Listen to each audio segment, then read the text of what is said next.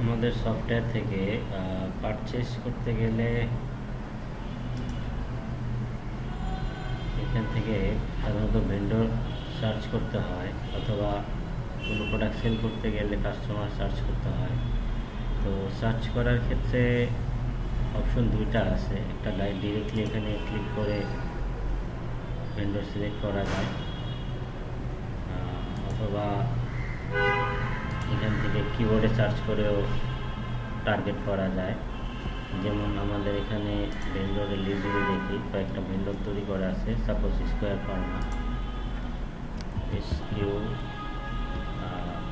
কিবোর্ডে টাইপ করার সাথে সাথে চলে আসছে লিস্ট। এটা এন্টার দিলে এখান থেকে সিলেক্ট হয়ে যায়।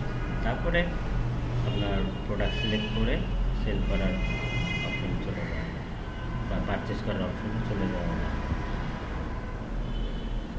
এই ছিল আর কি অটো সার্চ সিস্টেম, যেভাবে কীভাবে পারচেস করতে গেলে বা সেল করতে গেলে অটো সার্চ করা যায়।